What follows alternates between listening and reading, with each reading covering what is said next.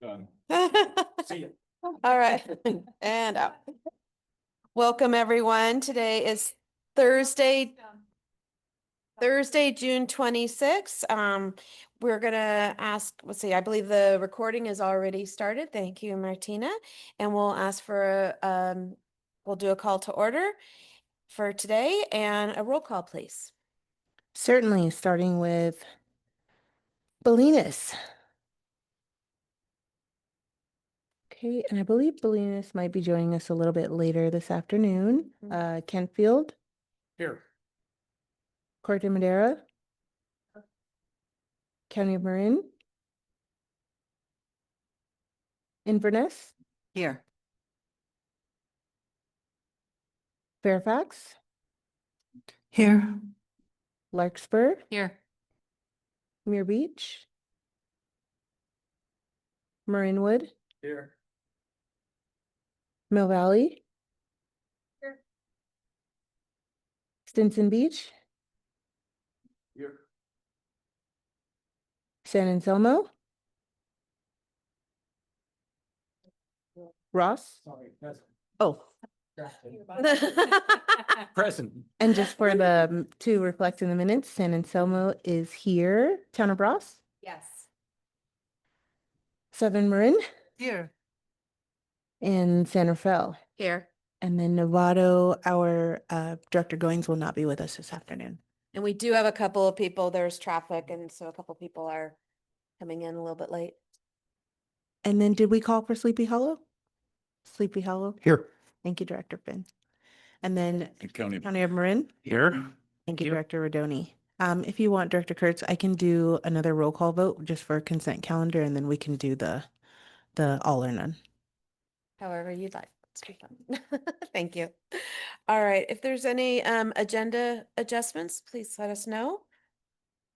Everyone has received the agenda. The amended agenda was sent out. That is online. Any adjustments? Requests? Nope. Seeing none. Okay. Open time for public expression. The public is welcome to address the Board of Directors at this time on matters not on the agenda that are within the jurisdiction of the board. Please be advised that pursuant to Government Code Section 54954.2, the board is not permitted to discuss or take action on any matter not on the agenda. Comments may be no longer than 2 minutes and should be respectful to the community. Please silence your cell phones during the meeting. Mute your microphone when not reporting out. Do we have any public expression? And there are no hands for comment at this time. Okay, thank you. All right, and I'll hand it over to Director Brown for the Executive Officer's Report. Good afternoon, everybody. It feels like it's been quite a while since we've met, since we postponed only a week, but it still feels like it's been a while since we've met. Which typically asked a lot of times for April, May, June, sometimes into July is how is fire season shaping up? How does it look? When it comes to initial attack, especially around Marin County, Sonoma County, and North Bay, it's been a bit of an average initial attack here. Especially in southern Sonoma, northern Marin. June's when we'll get some fast moving grass fires. Fortunately, that has not surfaced as of yet. So that's good news. And in the bottom left of the screen, you see what the North Ops, which is in Reading, they have an intel unit that combines fuel monitoring with a long range weather monitoring, and they create a 3-month significant fire potential outlook. And again, this outlook is based on averages. So what they're saying is if it's red, we have above average possibility of significant fires.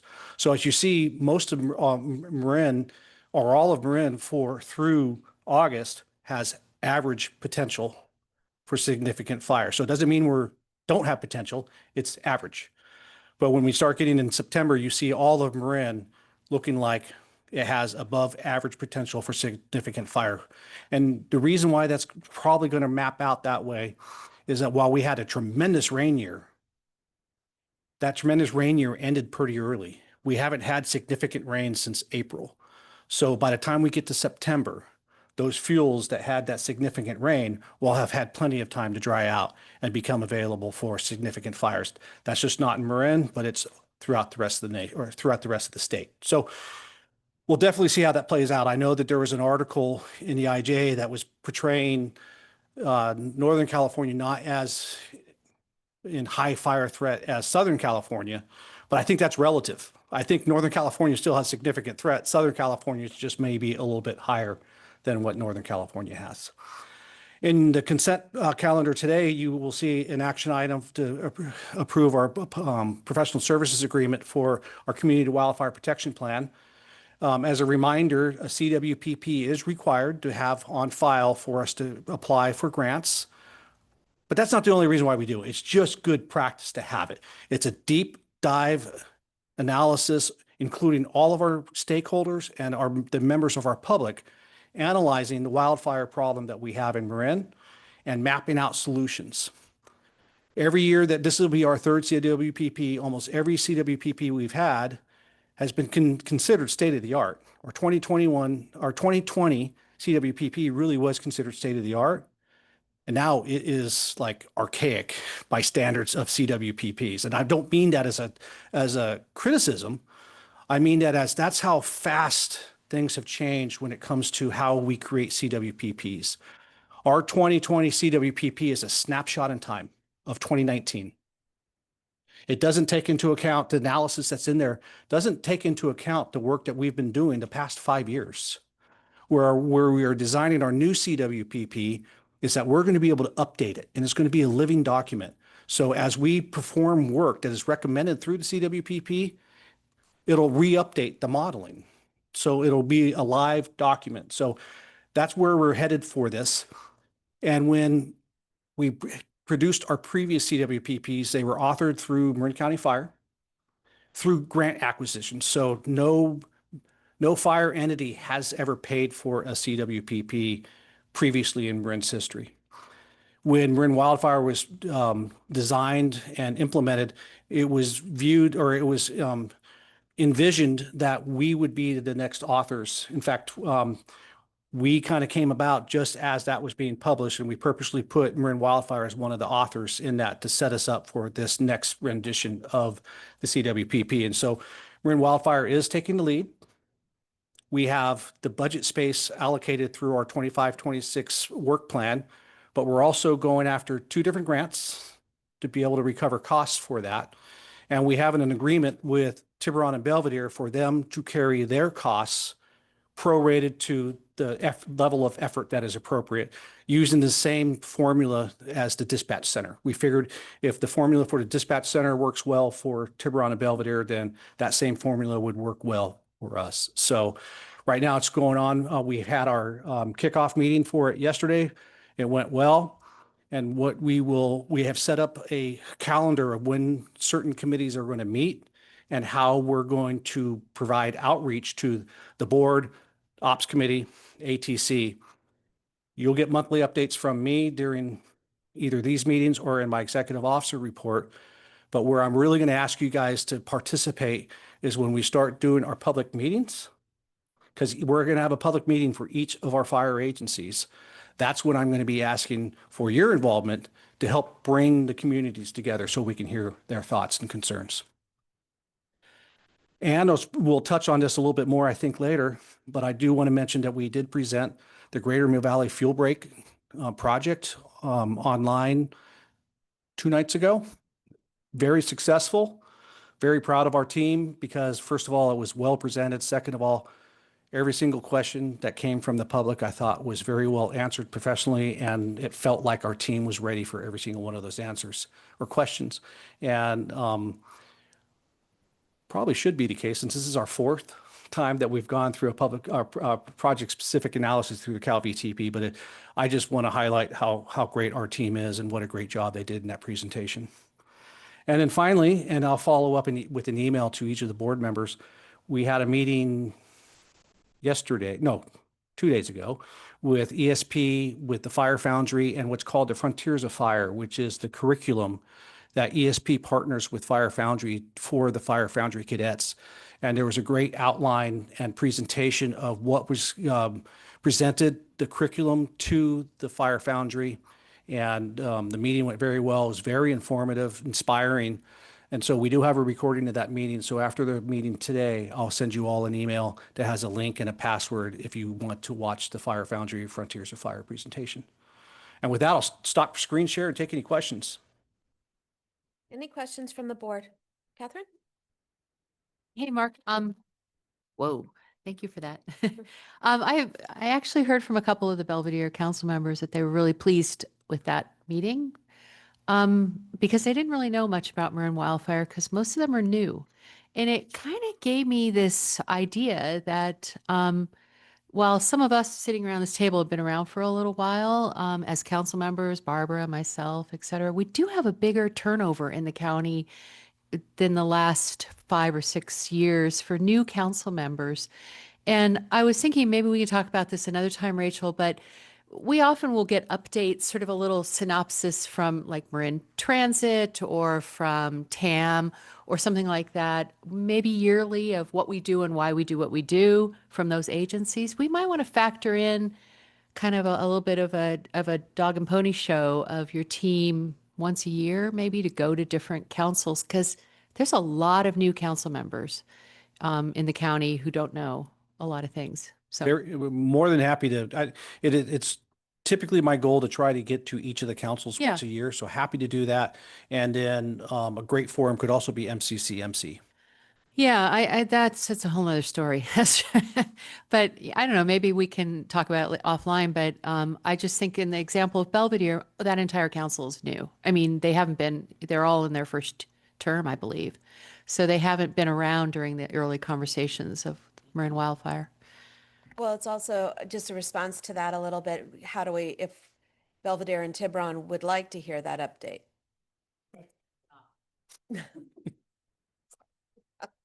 All right. Any other questions? Comments? Julie? I was just going to say, is this working? Yeah.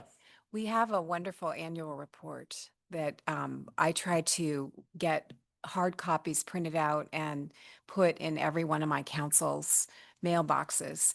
And I'm not sure it goes to Tiburon Fire and Tiburon Council and Belvedere, but we should probably do that. I'd be happy to. Thank you. Any other questions or comments in the report? All right, thank you very much. Moving on to the consent calendar.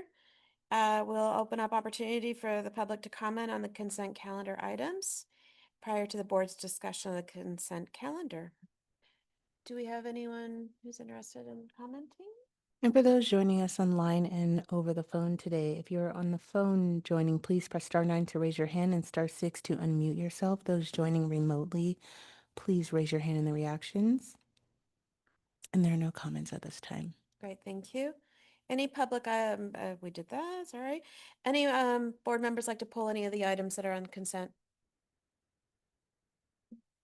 Julie? I don't want to pull the item, but Mark, I just wondered if you could elaborate on the grant funding for item number C.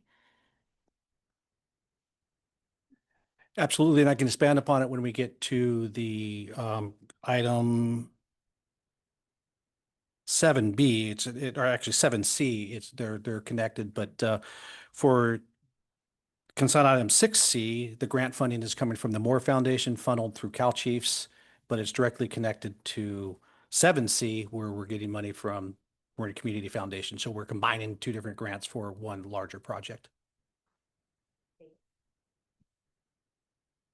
If there's no items to be pulled, I'll make a motion to approve the consent calendar items A through F. thank you. We have a first. A second. Martina, you can decide.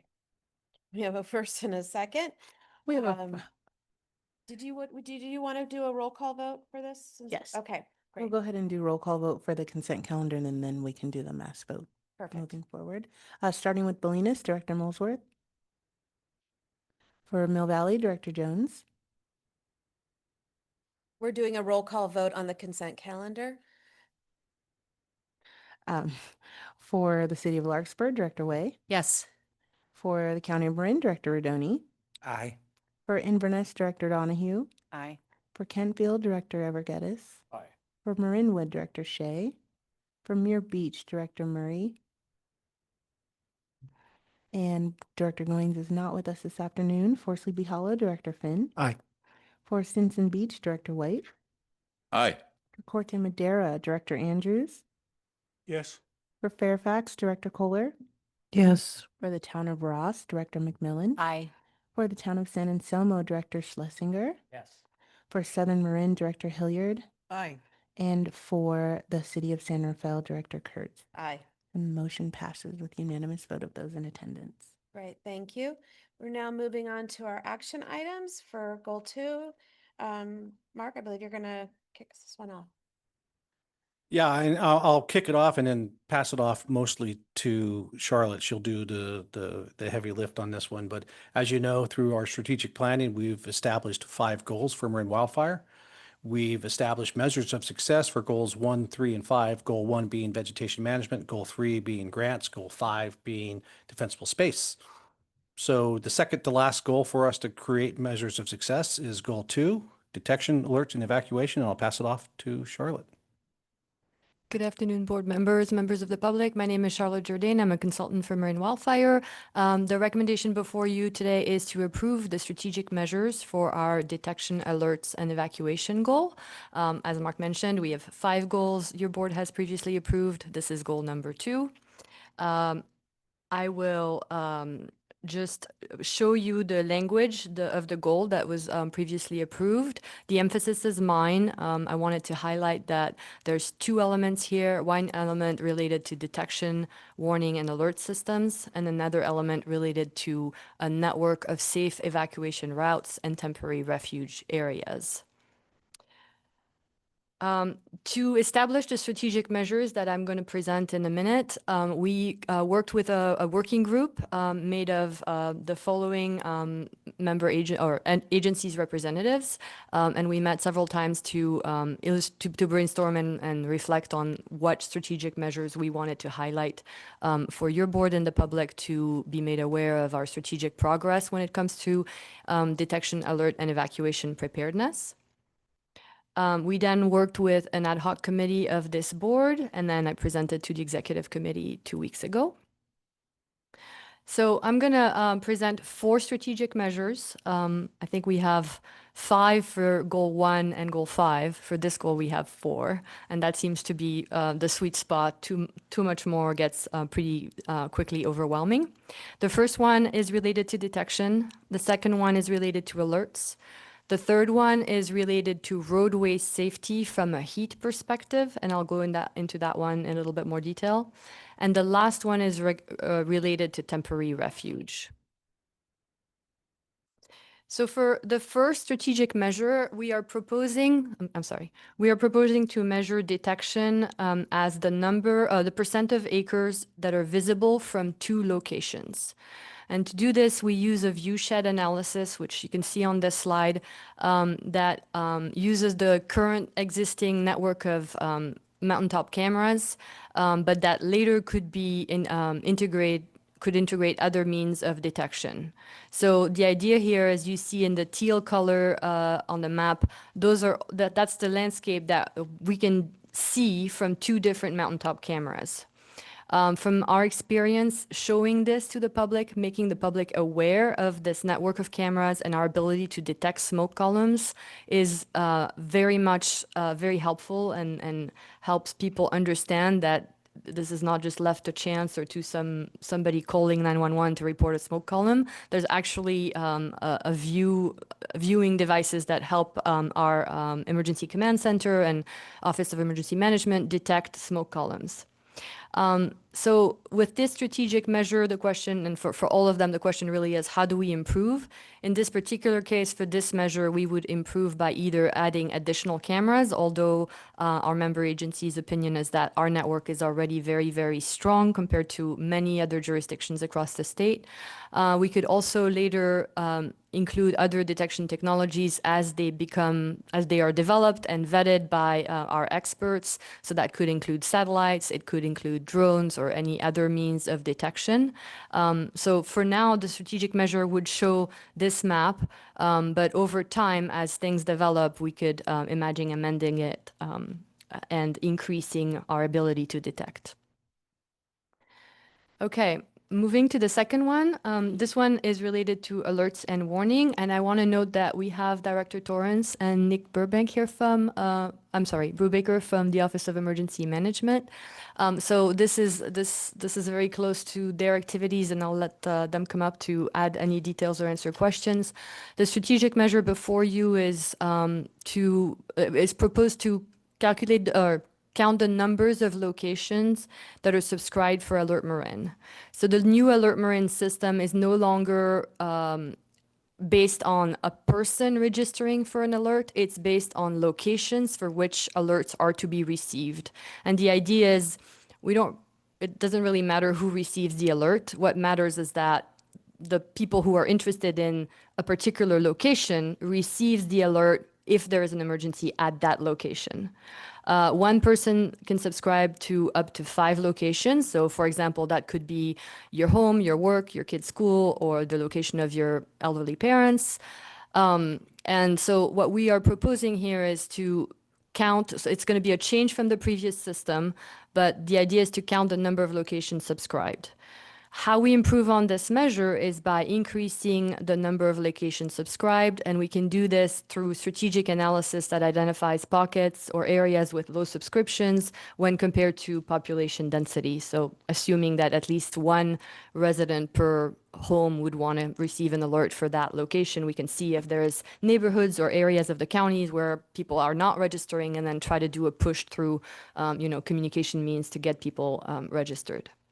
So fairly similar to what we've all been, are familiar with Alert Marin, just a little bit different denominator and way of counting here. I'll move on, and then we'll see if Stephen has anything to add.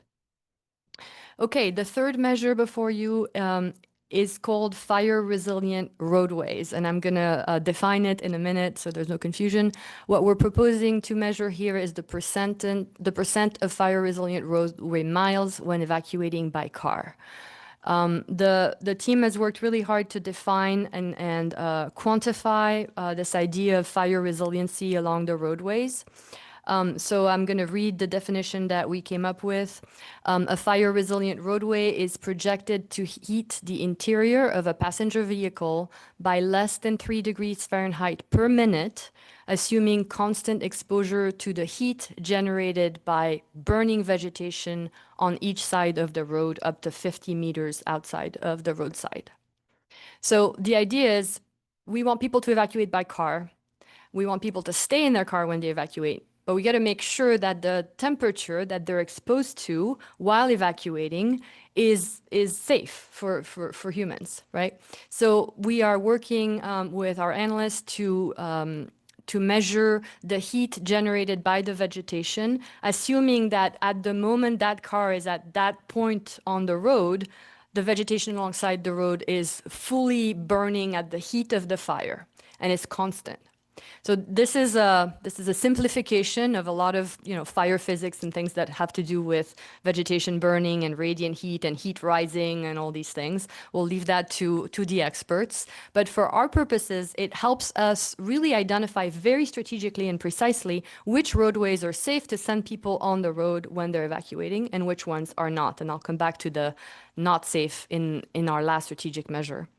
So you might be wondering how we're doing with this measure. We've quantified this for 2 wind scenarios. Everything MarinWildfire does, we look at 2 wind scenarios, the west wind and the Diablo wind. So under the west wind scenario, over 94% of our roadways are resilient, meaning that the heat would increase by less than 3 degrees Fahrenheit, right? Assuming constant heat. And we know exactly which miles of roads, which segments of road make up the 88 miles that would generate too much heat to be used by evacuees. Same under the Diablo wind, we have a little bit over 90%. Oh, I'm sorry, there's a one too many digit here. A little over 90% of our roadways are resilient, and we have 144 miles that, again, would generate too much heat to be used by evacuees.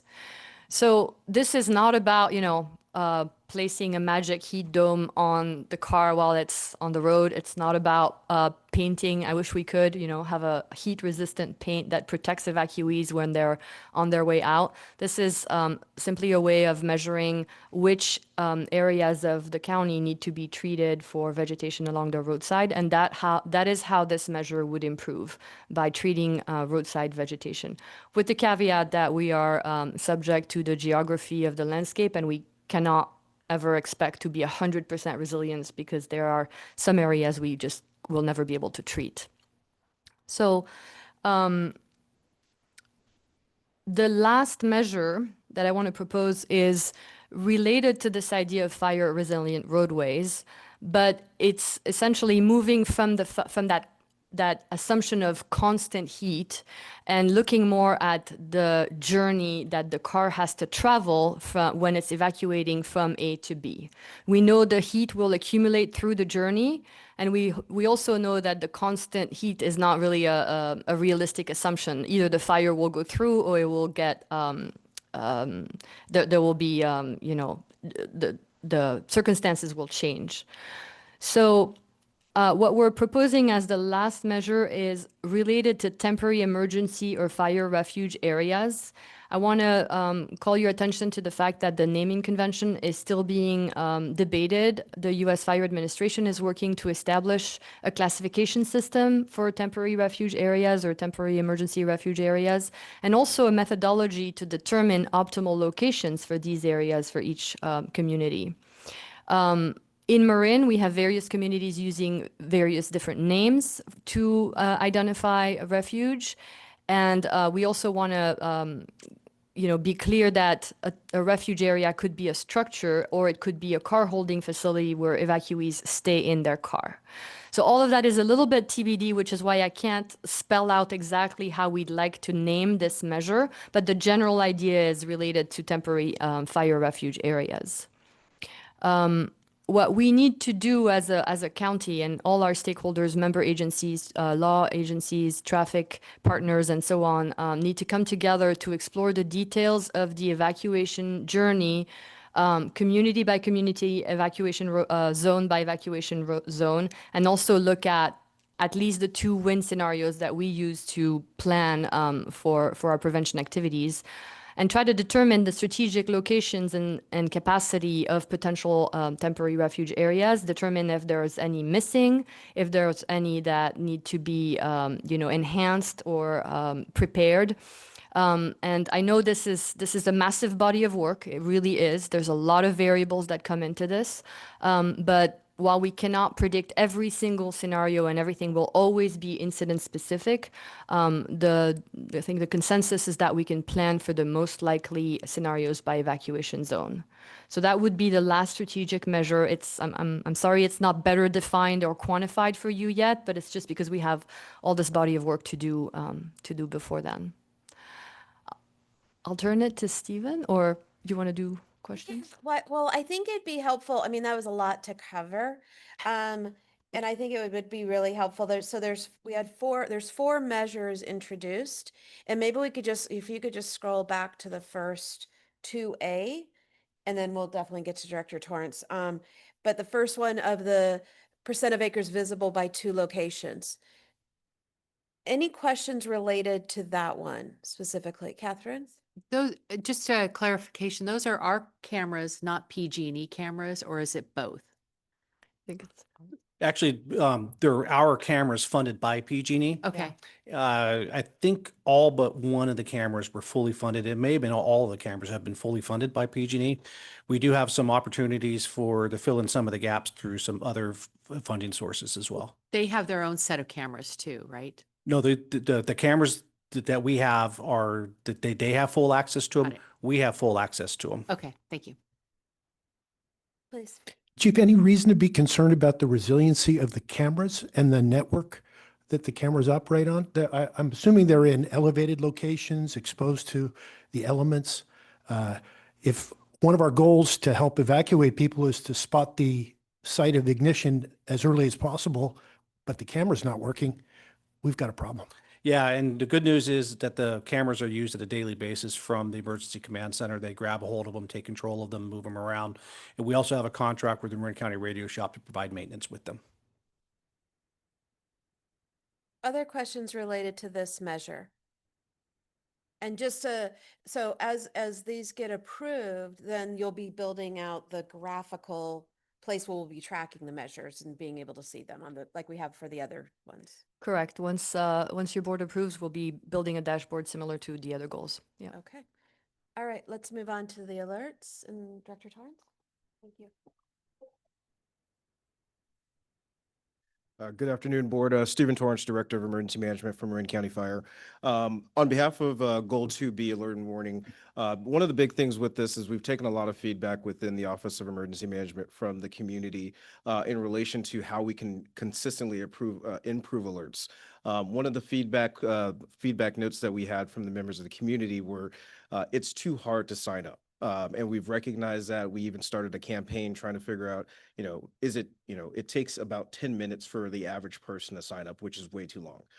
With that was part of our transition from our former vendor to our new vendor. And with that, one of the metrics that we used previously was the number of subscribers to actually sign up for Alert Marin. And so with that, the transition to the new system, we actually don't have subscribers and accounts anymore. And so with that, the transition to the new platform is requiring us to identify a new consistent method for us to find those metrics. And so that's why you see a shift from the number of subscribers to the new location specific. We are looking into various data forms to be able to send those out to the members of the community and our city and town partners to identify how many people are subscribed per city and town. But what we've recognized over time is, one person would sign up their entire family or their entire household, and that's where location becomes a little bit more important. One household typically has 3 to 4 people in it. And so that's where that one point of reference does reference more people than our data has historically referenced. And so that is one of the big things that we are looking at over within the Office of Emergency Management. We're working with our partner agencies to verify the data a little bit more and dive in to get a little bit more accurate. In addition, the dashboards that are going to be coming, excuse me, do this. I'm not that tall. The dashboards that we are going to be working on are going to be sent out as well with MWPA to make sure that as people are starting to see what the data is, that we can understand where people are. And for example, we had a lot of parents. One of our big campaigns is, as you can see on one of the bullets, a lot of people signed up for their kids' school. And so they sign up for their kids' school, they sign up for work, but those don't automatically turn into more subscribers. And so that's how the data can actually really get skewed. And so what we're doing with our new platform is taking that step back, really looking at the data, and then making sure that the numbers that we're presenting to the public are actually accurate. Any questions around this measure around Alert Marin? Noah? So do we have any sense of the absolute number of locations that are potential to be subscribed to? Because it seems like this measure is counting an absolute number as opposed to a percentage, while the others are counting percentages. If we don't know an absolute number of places people could subscribe to, how is knowing the number of locations valuable? Yeah. So- Yeah, I'd like to answer. Go ahead. I think it's important. You're absolutely right. This is an absolute measure and not a relative measure. There's no law that says we have to approve a relative measure. I think it's important to understand that what matters sometimes is the trend, right? Like we want to see this trend increase up until our subgroup analysis by population density shows that we've reached sort of a critical mass. So it's not looking at it from the same perspective of what's the denominator, what's the absolute number of all locations. It's more looking at how we reach a level of coverage that we feel comfortable with. That makes sense. But, when you're thinking about population density, that obviously doesn't apply to a place like a school or an office building and that sort of thing, right? Because those population densities don't cohere in the same way as a home lot might. So how would you think about the subscriptions to a place that's very, very populated, like a school, where that's one single location, but might have hundreds of people subscribed to an alert for that location?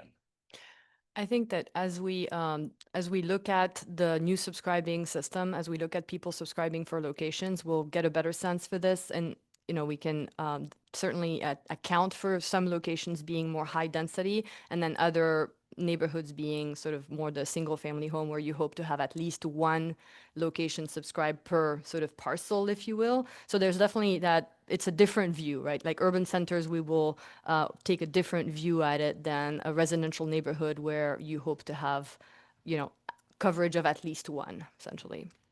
And one thing to consider and as we look at this, we did our shift over to our new platform May of 2025. And so March of 2025. And so with that, we are still looking to figure out what is that best data point. One of the things that we are doing in addition to just counting the number of subscribers, looking at the census data to allow for that to be one of our controls.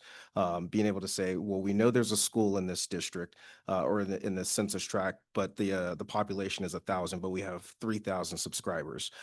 That's where we can figure out there are going to be these different locations that have spikes. Ideally, what we're looking for are those those census tracts that have very low subscription rates, and focusing on those areas first to be able to have that be one of our points to be able to target some of our Alert Marin subscriptions.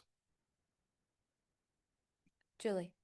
So in the town of Ross, our police chief Pata is doing a campaign to get more residents to sign up for Alert Marin. I'm wondering whose role it is to get more people to sign up. Is it town council? Is it MWPA? Is it the police department?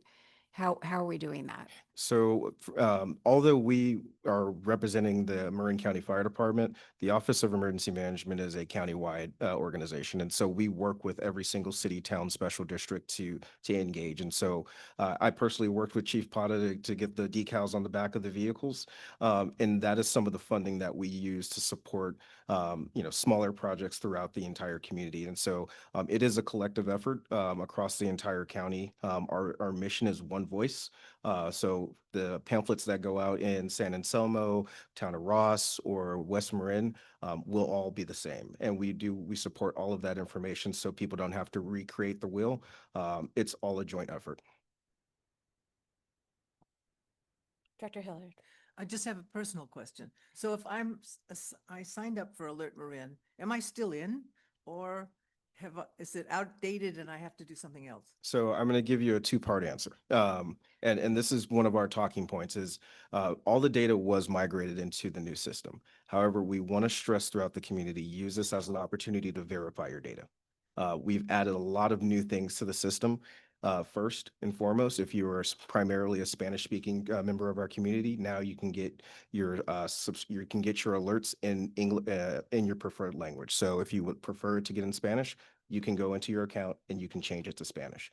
In addition, if you want to get subscriptions for prescribed burns, all of the different things within our community, you can log in and you can get those specific notifications. And so we want everyone, at least very similar to a smoke detector, go in, verify your information, make sure it's accurate, because we don't want you to not get an alert when it does go out. Okay, any other questions regarding this measure? All right, moving on. Thank you, Director Torrance. Percent of fire resilient road miles when evacuating by car. Any questions related to this measure? Oh, seeing none. Okay, everyone gets that one? All right, next. The not confirmed name of temporary fire emergency refuge areas. Any questions around this as a measure? All right. Okay. Very good. Thank you. Overall questions.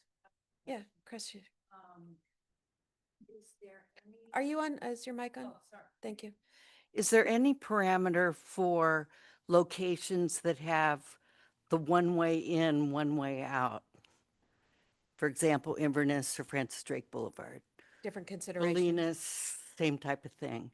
Is there any study on that we should be concerned about? That's actually all wrapped up into our evacuation ingress egress risk assessment. that also has a layer for what's called Assembly Bill 747 and Senate Bill 99, wraps all of that, which is taken into account with the ingress egress risk assessment we've already conducted, along with being able to use Ladris AI and modeling that. So those are all those aspects are already covered. So that's not part of this at all. I think it will come back when we start quantifying this last measure. We will have to take that into account. Correct.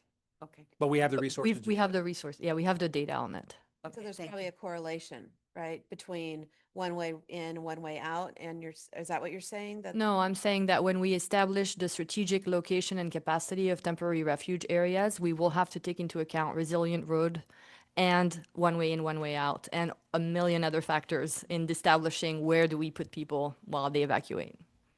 Great, thank you. Thank you. Other questions on this? Or any one of them? No, not seeing any? Okay. All right, so we are actually going to take an action on this item, but first we'll open it up if there's public comment. And I see no comments at this time. All right, thank you. So if there's no more comments or questions, I'm happy to take a motion. I'll make a motion to approve the strategic measures for goal 2 detection, alerts, and evacuation. Barbara Kohler. Okay, thank you. Is there a second? Second. Second from Director Hilliard. All in favor? Aye. Any opposed? All right, thank you. Thank you, Charlotte. This is great. One more to go. One more goal to go. All right, thank you. Oh, that's right. Did you need to do roll call again, or are we okay? I did want to reflect for the minutes that we did get Director Murray and Director Molesworth have joined us for the afternoon. Great, And thank so you. Please Appreciate let that. the minutes reflect that that last unanimous vote of approval included both Directors Murray and Molesworth. Great, thank you very much. Appreciate that. Thank you. All right, we are now moving on to Marin Community Foundation Grant, Zone 0 in a Box. It's really exciting. It is exciting, and I'll try to temper my excitement for what we're about to embark upon with Marin Community Foundation, but I may not be wholly successful at that. And some of this, I try to have a rule of not surprising our board members. And some of you may have been surprised by seeing this on the agenda without ever hearing about it first. And it's because it came about in a very fast and an organic fashion. So I wanted to lay a little bit of background on how we got to where we're at, and then describe what was proposed and how we're going to move forward with that. Chief Weber and I, a few months ago, were invited to a meeting that would involve Sonoma, Marin, and Napa counties, and it was hosted by the Marin Community Foundation, Napa Community Foundation, and Sonoma Community Foundation. And there was a lot of discussion about how a collaboration between the three counties could come about. And there was a lot of good discussion, but not a lot of action items that came out of that meeting. But what was great about that meeting is it caused another follow-up meeting with the Marin Community Foundation, Chief Weber and myself, where the executive director for MCF asked a question. How can our Resilient Communities Grant Program best support residents in Marin? And Chief Weber and I were unanimous in, we felt that tackling the Zone 0 challenge was one of the best ways that we can accomplish this. But perhaps just throwing money at grants to get the work done may not be the best way to utilize Marin Community Foundation funding. So Marin Community Foundation hosted a brainstorming session about 2 months ago, brought in people from actually throughout Western United States who are subject matter experts, whether it is Zone 0, whether it is the social science behind change, people who organize and run organizations like MarinWildfire. Tahoe Fund is an example. We had representatives from the Tahoe Fund. And we had some 3 subject matter experts that came in and kind of pitched their ideas to the brainstorming group. And then the brainstorming group had an opportunity to add to each of those items. And we ended up having 4 groups, 4 different ideas where we kind of walked through how these could shape out. And then Marin Community Foundation picked 2 of the ideas that were out there and asked us to apply for a grant. It's always nice when they ask you to apply for a grant. And that's what happened here, is that we were asked to apply for the grant. And the one that we are proposing is Zone 0 in a Box.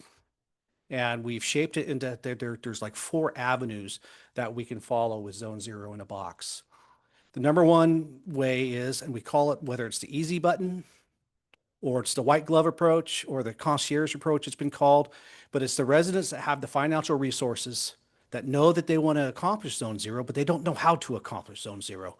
They just want the easy button. They say, well, we want this problem to be solved. And so we'll have staff on board that will be able to walk those residents through the process, line up contractors, show them what it could look like. And that's one of the things, is we have to show that Zone Zero can be attractive. Some people are afraid that Zone Zero won't be attractive, but there's so many examples now, and we need to have more examples of Zone Zero being attractive to the human eye. And then we would just basically make Zone Zero happen for those residents that have those financial resources. The second avenue is more of a DIY route, where we can help the resident get pointed towards the correct information, the correct vendors, or vendors who have been trained, and they can start doing their own scheduling, working out with the contractors directly, and they can go independently get the work done. The third one follows whether it's Firewise communities or communities that decide to organize themselves. And when we go out for a request for a proposal for contractors for this, we'll include this in the RFP of some type of threshold that if a community gets X number of houses together that are willing to do the work all at once, what discount are you as a contractor willing to provide, so that we can bring that price point for the residents down? And then the fourth avenue would be in connection with our grant and our direct assistance program. For those that don't have the financial resources to get the work done, we would be able to have our direct assistance and grant program tap into Zone Zero in a box and utilize those resources. Now, it won't be as fancy, perhaps, instead of concrete and paving stones replacing vegetation that was up against the house, it might be gravel instead. So those are the 4 avenues that we're looking at. Through our experience of our defensible space evaluation program, through our grant program, through our direct assistance, we were able to have an idea of what type of employee bandwidth we would need to be able to institute this program. We've had member agencies ask if we could do this, but there just hasn't been the ability or the willingness to extend MarinWildfire budget funding towards these positions, because we know it's going to take quite a bit of work. Based on our experience, we felt like it was going to require 2 employees, a senior wildfire mitigation specialist and a grant specialist. And so, as you saw in the staff report, we built 2 years of funding of fixed term positions for those 2 positions. We would go out for RFP for what we are for a master services agreement, so we can have a host of contractors, whether they are vent contractors, gutter guard contractors, contractors that can work on fences, architects, landscape contractors. They would all be vetted, and those would be the contractors that we use for that. And our 2 employees would organize them and put them out on the ground. Fireside, our defensible space evaluation program, and our grant program would be the platform for residents to activate Zone Zero in a box. So we built in the software server, the upgrades required for that. And we also built in 10% indirect costs. So I feel like we shot high on this, and rather than underbuild it and come in and realize that we underbuilt it, we tried to build it big, have a 2-year program. And the idea is that MCF would really like to see is that this idea can be replicated in other areas of the state. So we would be able to provide the framework to everybody else. As far as continuation for this program for Marin after 2 years, we want to show that the goal would be that we want to show that this is so valuable that our member agencies, when they go through the work plan process in 2 years from now, we want to keep it and make that part of the core funding. I'm just making sure I covered all the points I wanted to make. And finally, if you guys approve this today, then I'll be authorized to sign the grant agreement that was part of the staff report. And then next week, we'll start the recruitment process for the 2 positions. I'm sure there are going to be questions. Questions? Please. Just a comment, Mark. I think it's a wonderful idea, because I know the people that I talk to you know, they're always saying, I'm not taking those plants out. What are you kidding me? I spent hundreds of dollars on those things, you know, but as you say, if you talk to them about it, make them realize what it's all about, then I think it'll be successful. Thank you. Great, thank you. Please. It's brilliant, Mark. Thank you. And my question is around accessibility for individuals seeking one of the 4 options. Are we going to limit the amount of people that can actually access these services, or is there going to be a cutoff? And then at what point would this start? Should we approve it, apply for the grant, and then take it down the line? That question points to a need for me to clarify a little bit, that perhaps I didn't clarify well enough. Options 1, 2, and 3 won't be grant options. It'll be up to the resident to pay for those 3 options. So, and then it's option 4 that we would be using grant funding. So this will be resident funded to get the work done with MarinWildfire support to get the work done. And then we would use grant monies for option number 4. With the phased approach, we don't want to bite off more than we can chew. So we'll do high priority areas for the first round of treatments, and then eventually get to where, and I see the first round of high priority areas being connected to the second agenda item. The next agenda item, urban configuration modeling, can help point us towards where we have some high priority areas that we want to target this program first, number 1. Number 2, when member agencies start adopting Zone 0 ordinances, most likely it won't be for their entire communities. So it could be areas that have Zone 0 ordinances where that we focus this program first. But eventually we want this program to be available for the entire county. Yep, Barbara? Yeah, well, first of all, I think it's incredible. It's a great program. I like the planning. I like, you know, the whole options. Just a question. I think it's also very smart to do limited term 2-year appointments, but I'm wondering, and with the hope that eventually it could continue, but you think there'd be any problem with recruitment of people for just 2-year jobs? I think There- it's the right way to go, but how do you see that going? There's definitely the opportunity for that to limit applicants, but I think we'll be successful in getting quality applicants. So far we have been, and so I'm confident, optimistic. I think this is really the way to go, and really appreciate the thought that you and Jason put into this, and that MCF is so willing to participate. Yes. Great, thank you. Director McMillan? Just a question on the white glove approach. I'm just wondering if it's fair to have MarinWildfire pay for all that coordination when it seems like the people who are going to be utilizing the white glove approach probably have the means to pay for all of that coordination. And that's before I get myself in trouble and saying too much, I'm looking over at Megan. So one of the things that I wanted to emphasize is that, you know, for those of you who follow the movie industry at all, there's a storyboard that's drafted out, and then there's the movie. And there's a lot of times that the movie is not exactly the same as the storyboard. And so I'm looking at our grant proposal as a storyboard, and as we work through the legal ramifications and the actual financial ramifications, items like exactly what you're talking about maybe is how we'll have to explore and how we tweak that. Catherine? I don't have the answer to this, but to Julie's point, I'm all about how we create more inclusive language so that a language or titles that we have, the whole community can better understand. I'm not sure white glove is that language yet. I'm not sure a lot of members of our community are comfortable with that with Okay. the white, and I don't know what the right answer is. Maybe it's premium service or something that I like that, is, yeah. yeah, maybe, because I know what white glove means. It's the butler with the white gloves who, you know, it's the fancy level.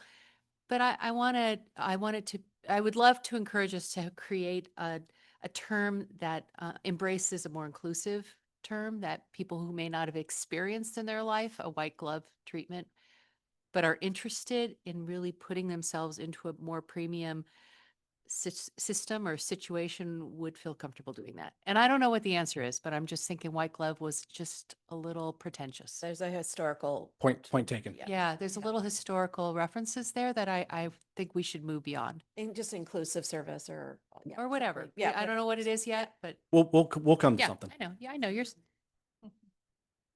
Level. concierge is also a. All right, we'll let him Yeah, wordsmith later. Work on the term later. I have a request in terms of having an ad hoc advisory committee of somehow that we can just sort of vet around the community experience in terms of some of this work as it gets developed, since it's going so quickly. Just to see how we can, I don't know whether that's already planned to have some type of advisory or subcommittee to be looking at it. Well, we would definitely be, the intent is to draw in the ATC members to help shape how this is going to come in. But maybe more community. Absolutely, we can do and that. And through our Firewise context, I think that might be a good way to get that involvement. That'd be great. Thank you. Other questions? I have a comments? question about timeline. It would seem to me like the best time to implement a program like this would be after the majority of Zone Zero ordinances have been put into place so that these people aren't sitting around on their hands with nothing to do because nobody's interested in doing Zone Zero yet. Is there a reason to think about sequencing and waiting a little bit for the initiation of this grant? Or do we think that there will be enough uptake of a program like this before people are really aware of Zone Zero, really starting to do that kind of work now when most people haven't even heard of Zone Zero, as opposed to, I don't know, 9 to 12 months from now? I totally get to where you're coming from, but I think the way we mapped out the beta testing, I do think there is the interest for the beta testing phase. And then that way we have the process ready to go and well oiled and practiced by the time the Zone Zero ordinances come into place. Other, Just one Well, more suggestion. It would seem like as part of who you pull in, I think the Marin Master Gardeners probably, well, I know we got a connection here on the board, but it just seems like that will help because of all this reluctance of people to pull out landscaping that they've spent money on. Having Marin Master Gardeners, who I think really have the credibility to discuss how it can work with your current situation and how it makes sense, will be good. They will be well involved. I can guarantee that. Okay, okay. all right, let's take this item out to if there's any comments or questions from the community. There are no comments at this time. Okay. Oh, sorry, I didn't see. Fine. Hey, this is Sarah Laverton, sorry. This is Sarah Laverton. I'm the Vegetation Management Program Manager for Novato Fire. And I just wanted to ask a little bit more about, is this going to kick off as soon as there are staff in place, or are we waiting until sometime later in the season? And then what would the outreach look like? Is that going to be developed during that ATC process? Thank you. Yeah, we'll start recruitment next week, actually. And then there was a time, did you have a chance to read the staff report? Yeah. Okay, so we'll follow the steps in the staff report, and the outreach will be inclusive of bringing the ATC members in there. All right. So this is an action item. So if there's no other questions or comments, I'll move this item to authorize the executive officer to accept the grant from Marin Community Foundation supporting the establishment of Zone Zero in a Box program and authorize the executive officer to recruit the following 2-year fixed-term positions: Senior Wildfire Mitigation Specialist, Grant Specialist. right? Is there a second? Thank you. First and second, all in favor? Aye. Very nice. And thank you to Marin Community Foundation for their support and working with us on this. This is, lo and behold, this is the number one item that comes from the community is how are we going to get the work done? I don't know where to start. So, And we can continue to thanks for the Marin Community Foundation. What I forgot to mention is that there was a companion grant that was submitted by Fire Safe Marin to provide contractor training. And our RFP will require the contractors to have gone through that training. So the biggest pain point we're hearing from residents is that there's not contractors out there qualified to get the work done. So these two grants together are designed to accomplish that. great. Thank you. And then continuing the thanks for MCF, the second item, or for 7C, is another grant from MCF for urban configuration modeling. But before I get into that grant, I wanted to talk about 5 years of MarinWildfire, a little over 100 million in revenue from our tax measure. With this last grant that I'm going to talk about, we will have received a little over $7 million in grants. So through grant acquisitions, we have been able to increase our revenue from MarinWildfire, and more importantly, to the residents of Marin by 7%. I'm personally happy, very happy with that number. And the fact that the last 3 grants that we received, the Moore Foundation grant and these 2 MCF Foundation grants, the grantor came to us as an organization knowing that we had the ingenuity to be able to come to a conclusion or a solution for the problems that exist. And so the urban configuration modeling, we originally received the 6 different communities that are outlined in the staff report for urban configuration modeling using what's called Xyloplan. And that is, there's never been a really high quality, high resolution model of how fires burn through structures. And there's about 3 or 4 models that are developing right now. And we've had a beta test of Dr. Hussam Mahmood's product from from the University of Colorado in the Kent Woodlands, and we've analyzed that. There's another product being developed out of UC Berkeley from Dr. Goldner. We're currently looking at how that looks. Xyloplan is looking at what's called pathways analysis, and we've been instituting a lot of pathways analysis throughout a lot of our work outside of the built environment. And pathways analysis is where the fire wants to move with the highest speed and the highest intensities. So the Xyloplan urban configuration modeling is taking this one step further, is where are the pathways through the built environment. And this is going to allow us to really identify where work needs to be prioritized so that we can stop the urban conflagration from ever happening. If we know where the fire enters the community or is likely to enter the community with high speed and high intensities, if we could take action there, then therefore we can start helping to prevent that urban conflagration. So after we established the first 6 communities, MCF asked, well, is there a way that we can supplement this with 2 requests with that supplement? Either communities that have a high percentage of low-income residents, and or, if possible, both, areas that have a high percentage of California Fair Plan policies. And so the 4 communities we added were Marin Valley in Novato, Marin City, Inverness because of the high population of Fair Plan policies, and then San Geronimo Valley, where we both have low income and high percentage of California Fair Plan policies. Each community, it costs $20,000 for the modeling. We built in 10% for indirect costs. And it's actually going to be a pretty short implementation timeline. And it's actually really good timing as we go into our CWPP planning that we'll be able to integrate that. But it also is complementary to our Zone Zero in the box, because some of the data we get from the urban configuration modeling can help us identify focus areas for Zone Zero in a box. All right, any questions? Director Kohler? Yeah, I probably should ask this on the last one. Have we actually really calculated what our indirect costs are? I know we've say 10%, but I worked in organizations where indirect costs can be a lot higher. So I'm just wondering, have we done a detailed analysis of that? Maybe not for this, but in the future? I'm just leaning on the fact that we've been able to keep our admin costs at 10% through the through the first 5 years. I'm based on 5-year track record, I'm comfortable. Well, that sounds like a great basis then. Thank you very much. Other questions on this item?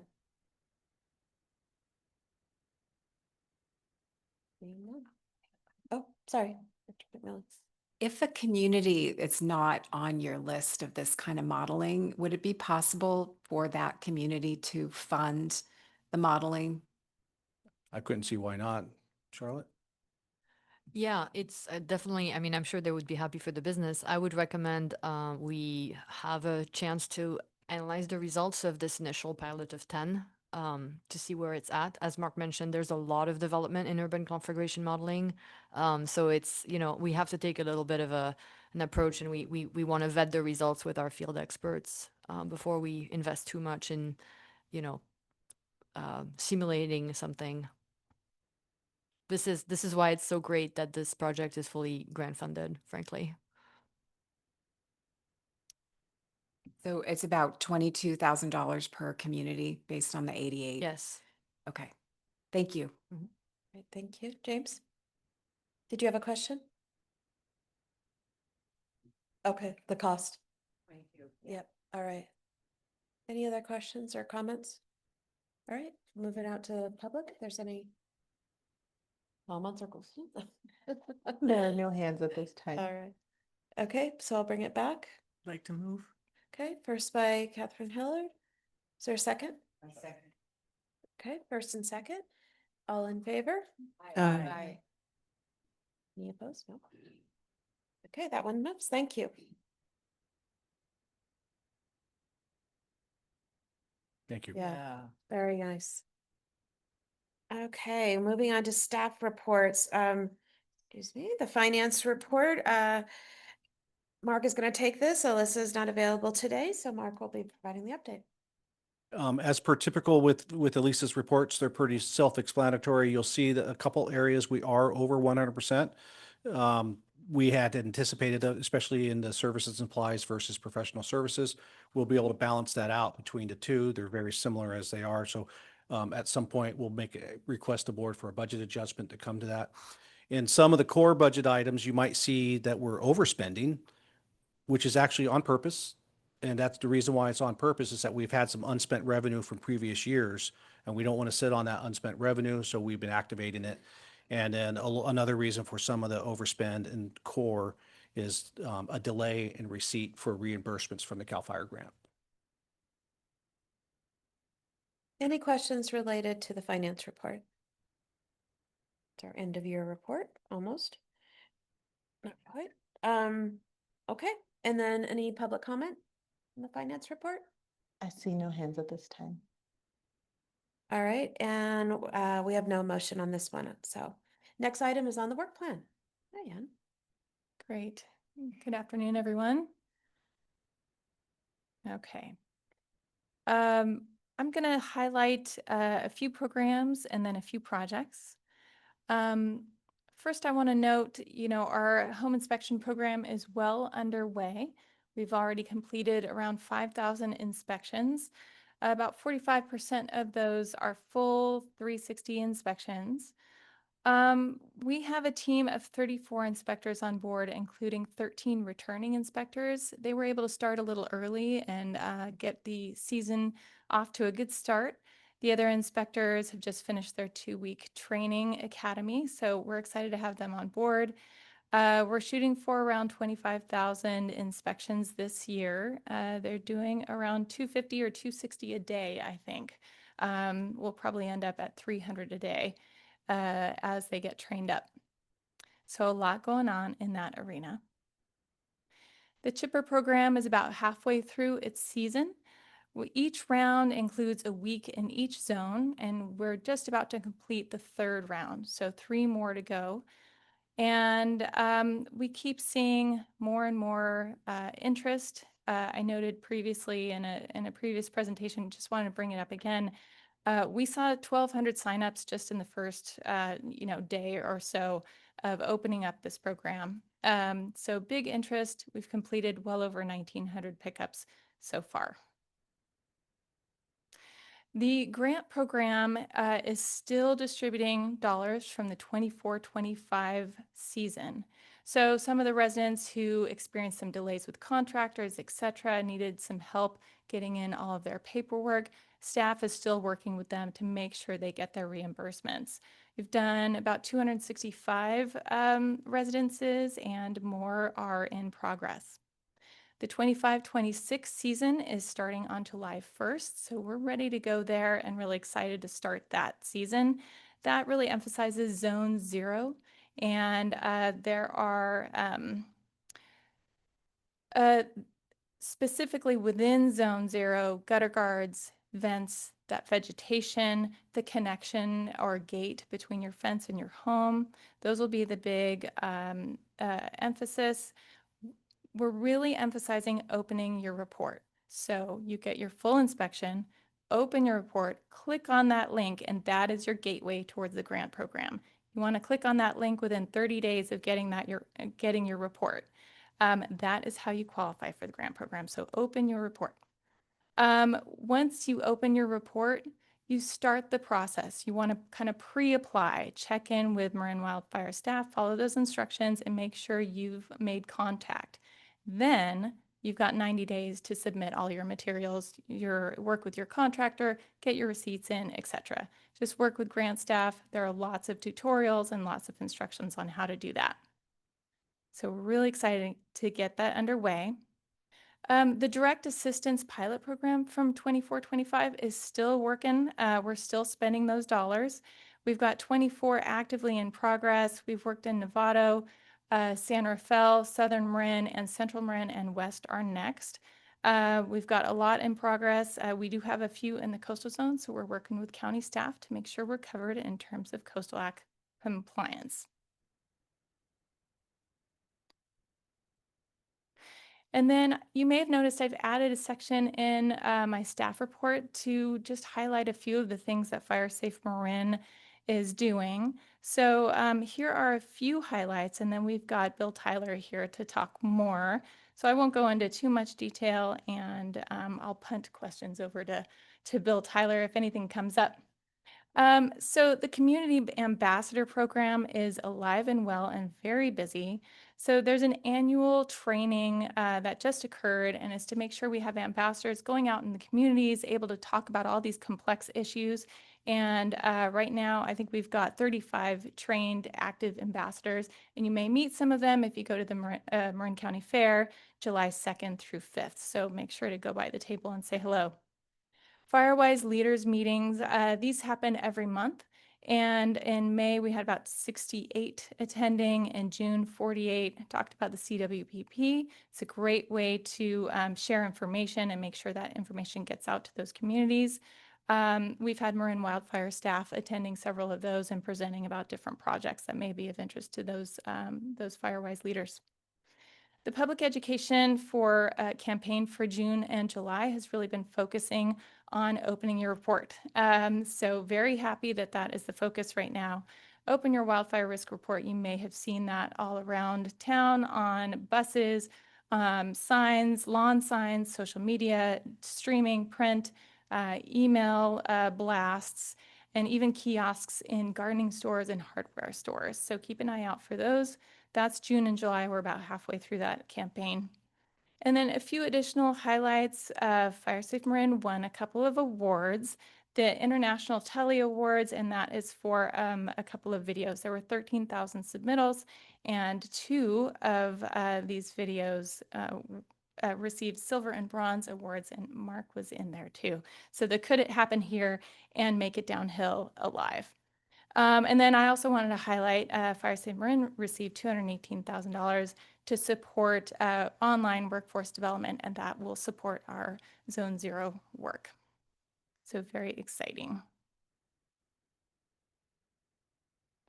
So onto projects. I wanted to highlight a few projects that I wanted to make sure that you are aware of. Just the other night, we hosted an online public meeting just introducing this project, the Greater Mill Valley Fuel Break Project. This is a 23-mile fuel break around Mill Valley. This is still in the environmental compliance stage. We're using the CalVTP, that state program EIR that the Board of Forestry certified way back in 2019. So we're drafting that project-specific analysis, the same process we've done for our other large shaded fuel breaks and the San Rafael San Anselmo Fuel Reduction Zone project. So this is our 4th. So we're working on what's called a project-specific analysis under the CalVTP. You'll see that later on this fall, maybe August, maybe September. We'll see how the process goes. There's no big public comment period. There's no required public process. It's a streamlined process, but we like to include the public anyway. So our first meeting was really reaching out to agencies. We held an online meeting with regulatory agencies and different partners in the area, made sure, the water boards and CDFW and others were aware of this project. And then we had our public meeting just the other night at 6 p.m. We got about 40 people, including staff, attending. Those slides and the video are on our project webpage. We've got all sorts of resources online. Make sure to check out the project webpage for this project.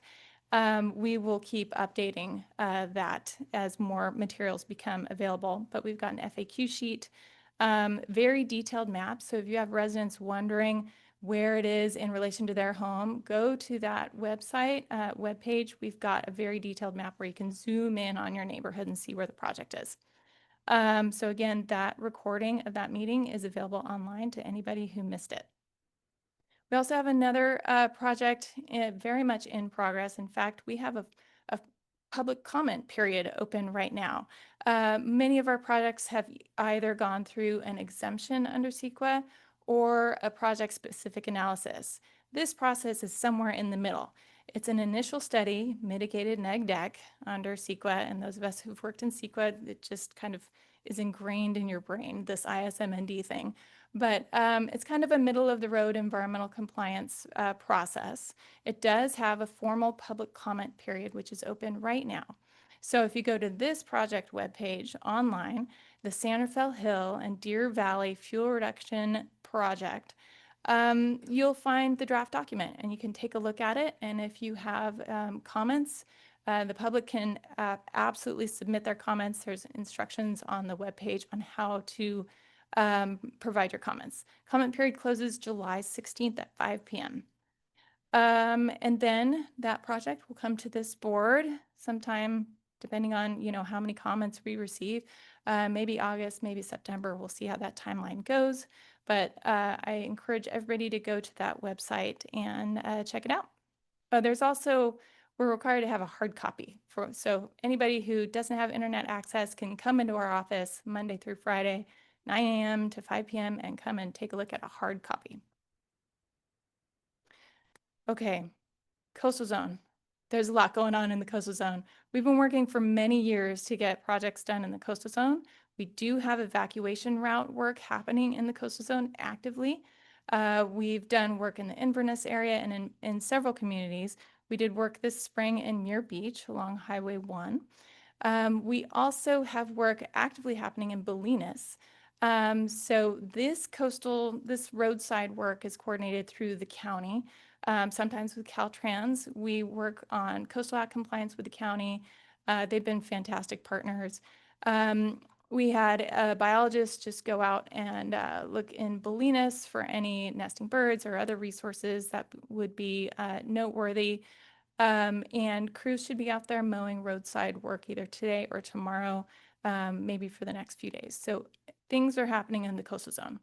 So we have multiple pathways for getting stuff done in the coastal zone. We can coordinate with the county for some types of activities, such as this roadside work that we've been working on. We also have upcoming coordination with the county on some kind of defensible space work around critical infrastructure out there. So stay tuned. This board will see some sort of exempt project in that arena coming soon. We've already talked to the county about that. And then we have, let's see which one to do first. Emergency proclamation. Let's go with that.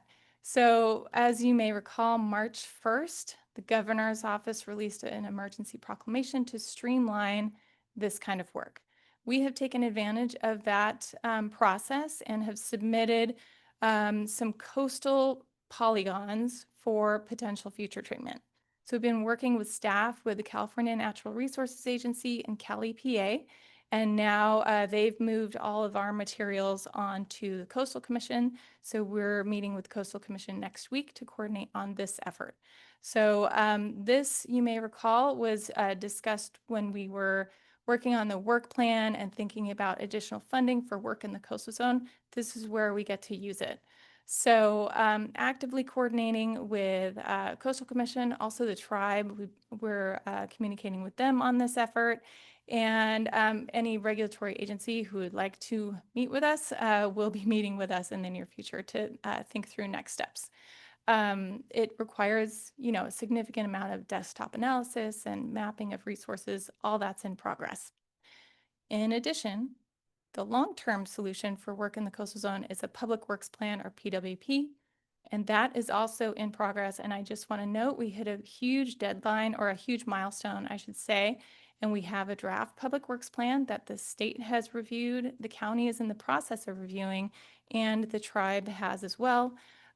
We are actively working through that, and it is a very big milestone. We've been working on this for years. And now we're moving forward. We'll be scheduling a public hearing in the coastal zone very soon. We have a tentative date. We'll just see how all the collaboration with the different agencies goes. But we're hoping for August, maybe September. And then we'll be moving that public works plan on to you all for your consideration as well. And then we work with the Coastal Commission, and there will be a hearing at the Coastal Commission for that. That sets the stage for future projects for MarinWildfire in the coastal zone. It's not the end of the story, but that's as much as I think you guys want to hear today. And I think that is it for me. And I will stop my screen share and take any questions. Okay, great. Any questions? Billy? All righty. No questions, but a comment. Mhm. Congratulations. Mhm. This is a massive amount of work, especially the public works plan for the West County area. I think it's going to be super helpful. And all of these things that are going on. I think that in our consent calendar, we just approved contracts for the continuation of the chipper contractors in a large amount. So obviously that's working. Great report. Thank you so much. Thank you. Thank you. All right, if there's any public comment? I see no hands at this time. All right, thank you. Okay. We have, moving on, informational items. Oh, actually, we have Fire Safe Marin. Thank you. All right.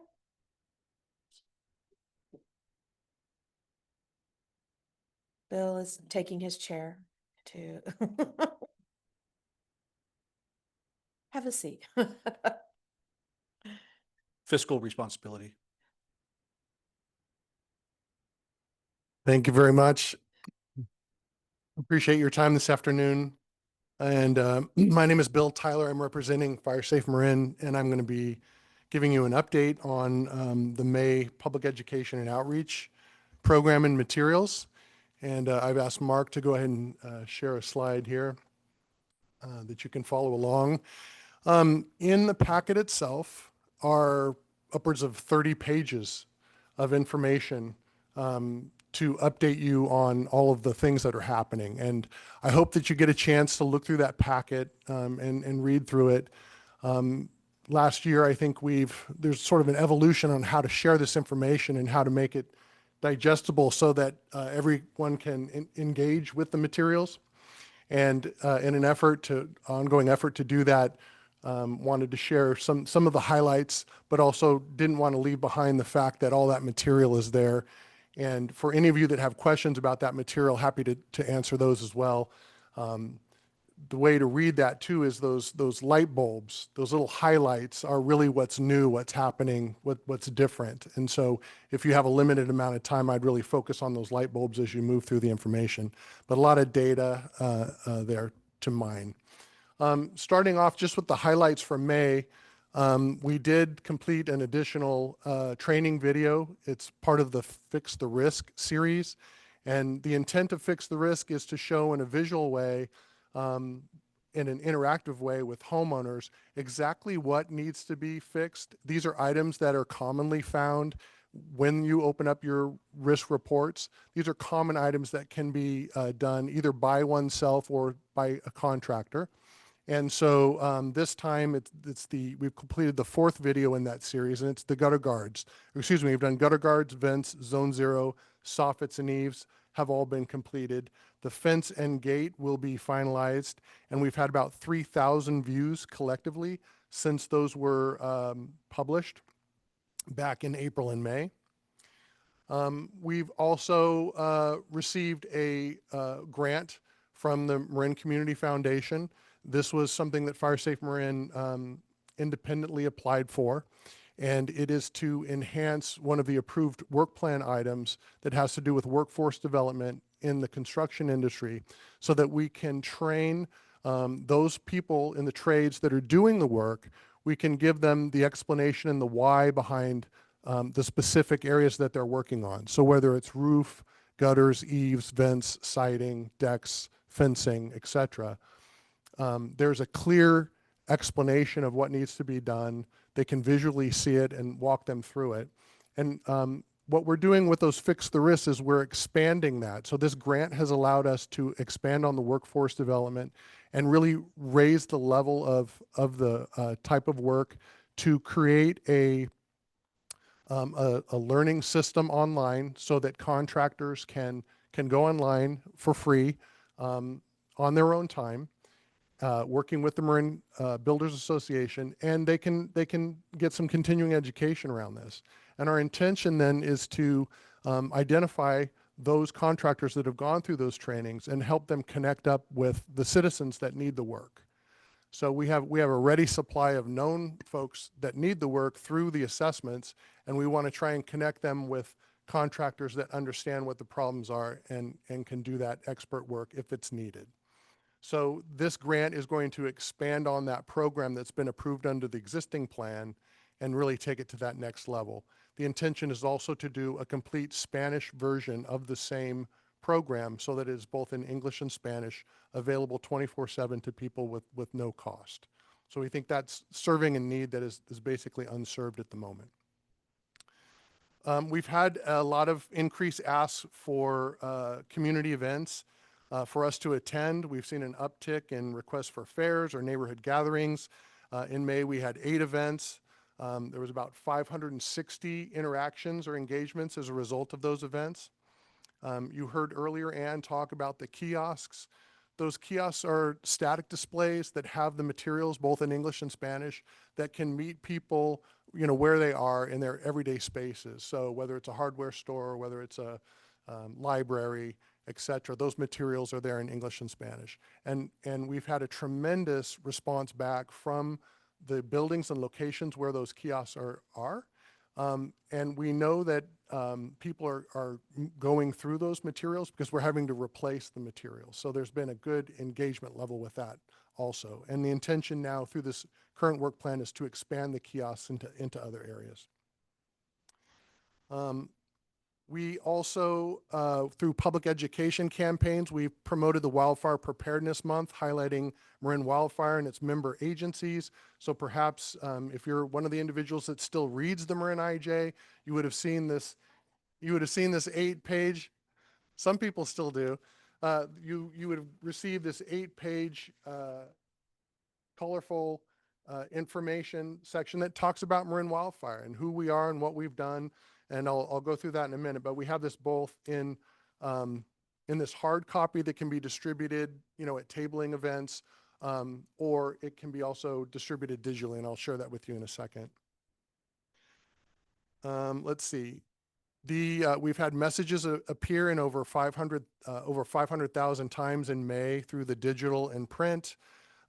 This Marin storybook, like I said, is also available digitally. The Firewise and Ambassadors program. So Ann covered some of these in her topics. And one of the changes that we tried to make was to include some of what Fire Safe Marin is doing into Ann's reports. Sometimes Ann will give those reports earlier in the meetings. And so we know by the time, that we're at the end of the meeting, sometimes we're not so excited to hear those things, but it was an attempt to demonstrate that the public education outreach is on the same level as all of these other programs that we're doing, and not necessarily something that just left for, hey, here's the end of the show here. So there has been a lot of work with our ambassadors. So these are the folks that go out and table at these events that we're being asked to do. It's really a force multiplier. We wouldn't be able to be as effective in the communities without these. And what we're finding is that those face-to-face engagements and discussions with people that are not in uniform, that are not seen as an authority, people can go up and ask those questions that they otherwise might be intimidated to ask. And they're connecting with people that have been trained to do that. We have regular trainings, both an annual training and then monthly trainings to keep everyone current. And so that is a program that we're expanding. We actually have increased the number of ambassadors by about 18. So we're well over, like 25, 30 ambassadors at this point. So we're very excited about that program and look to see that to expand. With our Firewise communities, we have leaders meetings monthly. Mostly those have been on Zoom, even coming out of COVID. We generally see about 60 leaders on that, and that's a way that we can share information directly. We try and make it very exciting for them. It's about an hour-long meeting that they participate in. We all have timely topics and discussions, and we generally will have a survey so we can get some feedback from them on what's working and not working. And then just recently, a week or so ago, we had an in-person meeting, our first one in years. It was here in this building. We gave 2 presentations. One was on the CWPP and the involvement of the Firewise communities within that process, which is very important for that. They are stakeholders. So we know that they're getting the firsthand information. They're going to share those with the rest of their neighborhoods. And now that we're up around 81 Firewise communities, that represents over 50,000 people. That's a tremendous group of folks that are really focused on all the work we're doing. We also did we looked into some analysis also of those Firewise neighborhoods.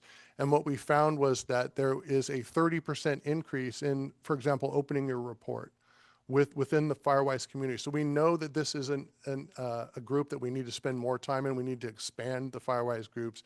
And so we've got another 3 or 4 that are looking to convert very, very soon. So I talked a little bit about the Marin Community Foundation grant. We've also received another grant from California Fire Council. So a lot of people may think that, the funding that makes Fire Safe Marin tick is from MWPA, but there's a lot of funding that we seek outside of that, and this is another example of that. So we were awarded the County Coordinator Grant Award for $151,000. There's also another grant that just came across our table. It's a CAL FIRE grant for that includes a public education component. We intend to go for that kind of grant. So you can see that, well over $300,000 in grants here to help with the mission of education and public outreach to just take the funds that we do receive and expand them and take them that much further. Let's see. If you can go back for me, please, Mark.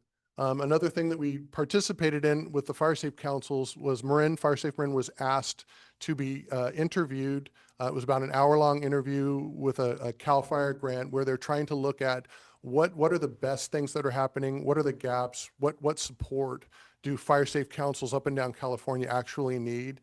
And so we felt honored to be able to be asked to be one of those core Fire Safe councils to give them feedback on that at the state level. So that's something that we participated in.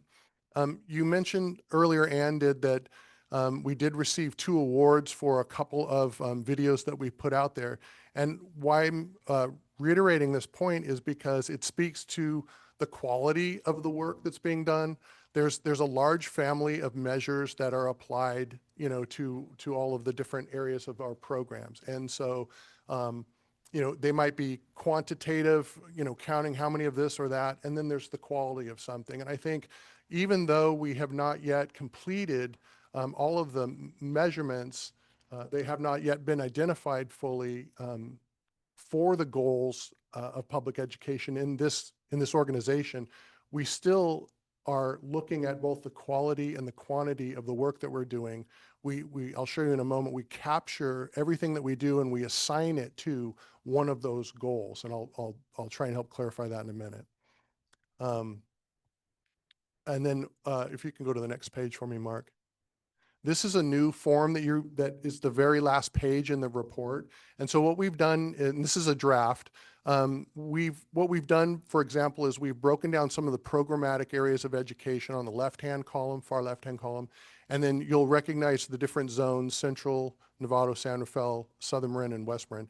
And then we've taken some, data, and we've included it. So kind of at a glance, you can see what currently is happening this month in each one of the zones. So it's work by zone, for example. And this is another way, at a glance, you can look right away and start to see things, and you can ask questions. For example, on the kiosks, you'll see in Central Marin, there's 3 kiosks, 1 in Novato, 1 in San Rafael. And that was a part of that pilot to see, is this really going to work? Is this going to be a helpful tool or not? And so there are none right now in Southern Marin and West Marin. And so without tools like this, you don't see immediately where some of the gaps are. And so the obvious follow-up is, well, why don't we have one in Southern Marin and West Marin? Well, we know that this is now successful. It's been authorized by you in the most current work plan. We're going to get more kiosks out in the public in these areas and try and balance that out. Okay, but this is just an example of another way to look at the information. We're constantly trying to bring things forward to you that in an easily engaged and digestible way. So we think this is one to look for going forward. Okay. And then just swinging back around now to the goals. So goal number 4 is the public education goal, and there's 4 objectives. It's 4.1 through 4.4, and we've written these down so you can see them.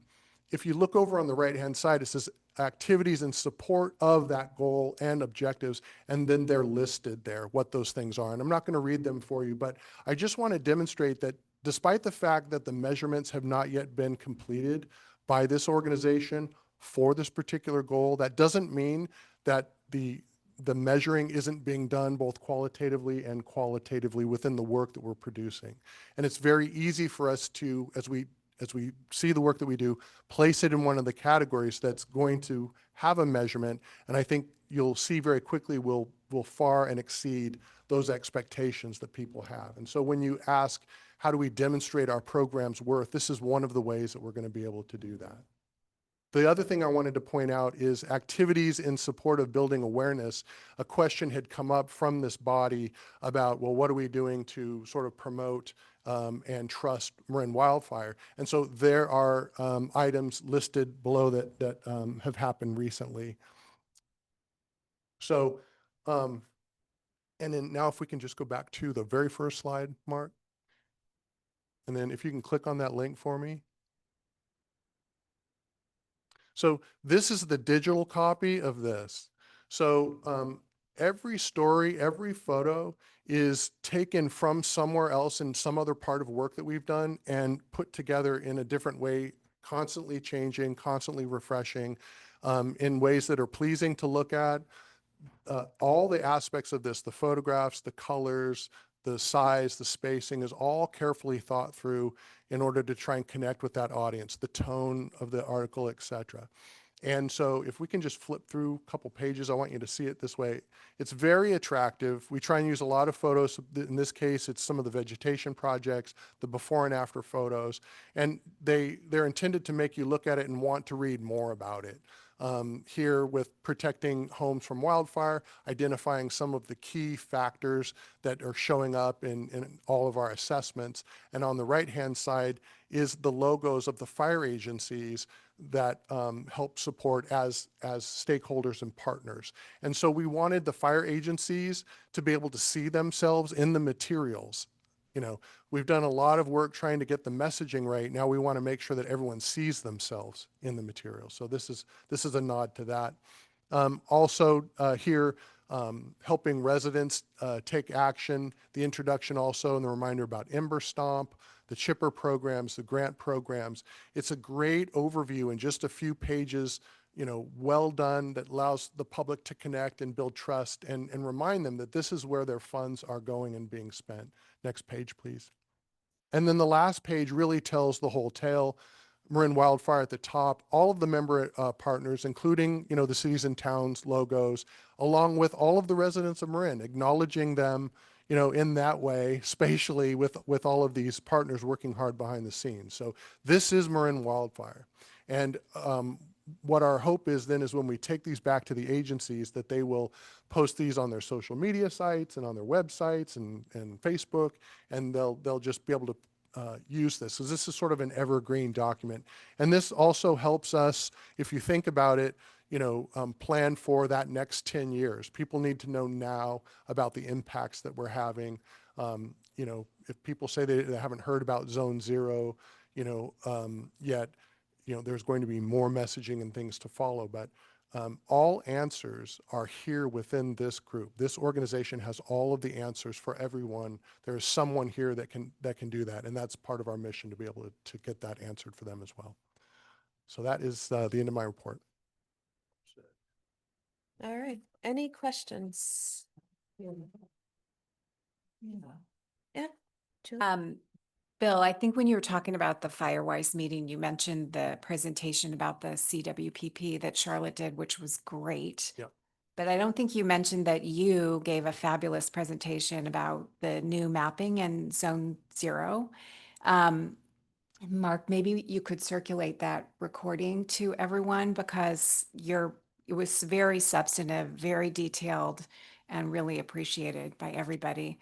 Also, Mark, could you perhaps circulate the digital link to This is Marin Wildfire, so I'll we include can. that link with the same link with the ESP meeting. Thank you.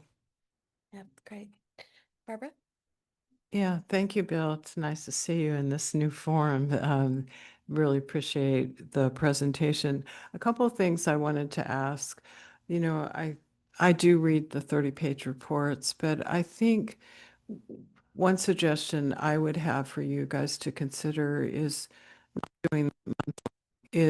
really the thumbnail sketch, the one page that you showed us, the overall page that you showed first, and just maybe a quick staff report on some of the ideas, and then maybe something like maybe every 6 months doing a more fulsome report. I don't know the way the rest of the board feels, but it sure seems to me that we get lost.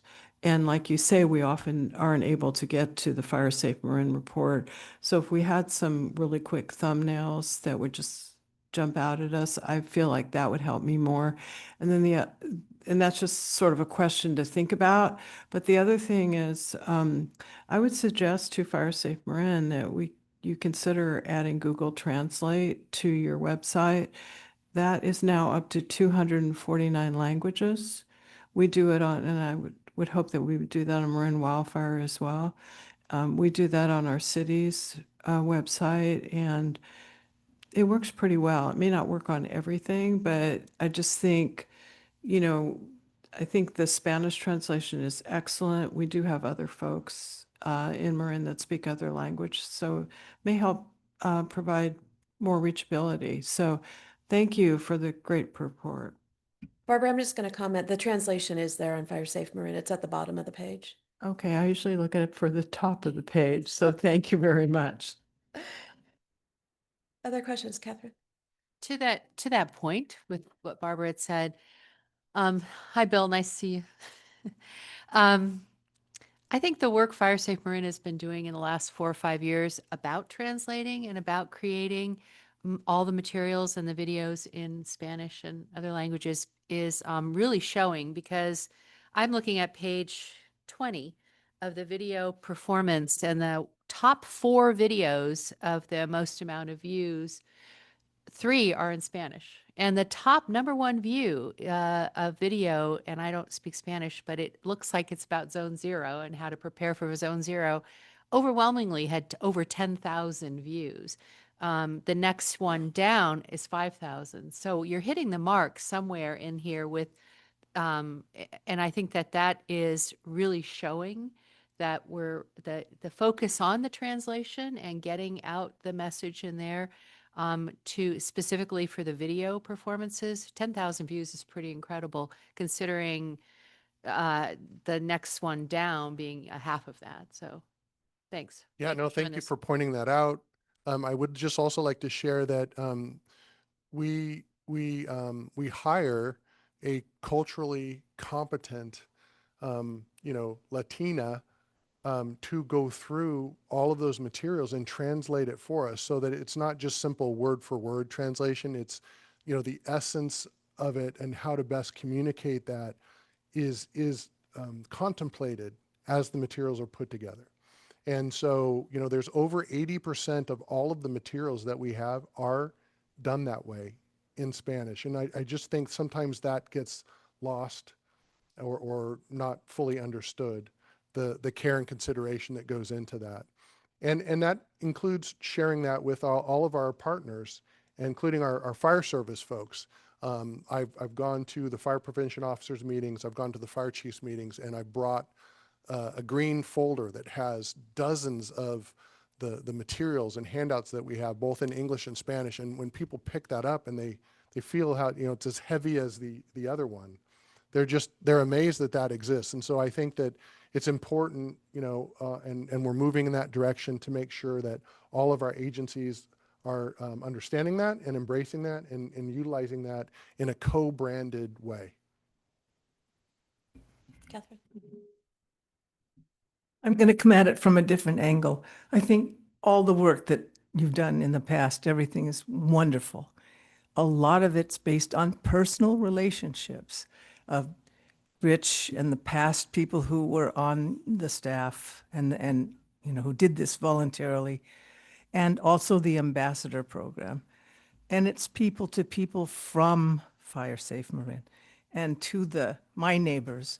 And so can you just enlighten me a little bit about how you intend to make this continue? And I'm sorry, I'm not clear about the ambassadors. Are they chosen or do they volunteer from neighborhoods? Do they go to their neighbors and organize, or do you give them the places to go in order to be an ambassador? Can you sort of give me some more on that? Yeah, so our ambassadors, we did some targeted recruiting for those. We wanted to make sure that they were people that understood the principles of fire prevention and mitigation. So many of them are the wildfire mitigation specialists, or they're from, other marine wildfire prevention programs. Some are FireWise leaders that have done this. They do receive a small stipend to come because many times they're at these locations for hours. Just the fair that's coming up, for example, those are going to be 12-hour days, a week at a time, which you're all actually invited to come. If you want to take a slot at the booth, we'd be happy to have you there. And you can shake hands and interact with people. But so that program has evolved over time, basically out of necessity as a force multiplier. Like I said, I can only be in so many places. We've begged, borrowed, and stolen people from time to time to get them to be at these. And so we said, we've got to do this in a different way. So we've recruited for the positions. We then do specific training, multiple hour-long training, and then regular monthly updates so that they stay current on all the materials. There's a lot of role playing, so they understand how to set up all the things and the features that we have, and then we role play because some of these questions are tough that the public is asking. It's not unlike the questions that you might get when you're in your home agency and you get someone upset about a particular topic. The same thing happens out there. And so, what they try and do is meet people where they're at with what they have to say. They show empathy around the person's position, and this is trained to them about how to interact with them. They're shown empathy. Then they focus on the solving the problems for the person and creating the actions that they can take. So that's just kind of, there's a little mnemonic that we say, it's MESA, M-E-S-A, that when they start that interaction, then if they get an angry person, if they get a happy person, whatever, they can begin to kind of connect with that person and then share the information because there's always something for them to learn. And then from that interaction, the ambassador learns something too. And they take that back and they share that. Afterwards, they're required to do a report. That's how we know how many interactions that we've had, what's working, what's not working. They share that back in a report to us. And then we see, do we need additional materials? Do we need to train on something different? Oh, that's new. That hasn't come up before. Oh, they left their contact for us. Is that something we can answer? Or do we need to direct them to the fire agency to answer because it might be a more technical code related question, right? So that's how that process works, and we're looking to expand on it. Great. Other questions? I just have a question around the grant you received on the county coordinator. Yes. What role is that? Is that a new role? So we did receive that grant last year. That supplements the positions that we have. There's criteria that we have to meet at the state in order to receive those funds. It comes out, I think, in quarterly amounts, and then we have to report back on that. So it's not a specific position, even though it says that a coordinator role? Yes, it can be a specific position. Some fire safe councils are all volunteers, and this is a way to fund someone to coordinate all of those efforts. Yeah. And then I think it's more of a comment for the whole board. I mean, this is our last goal that we need to actually put some metrics around.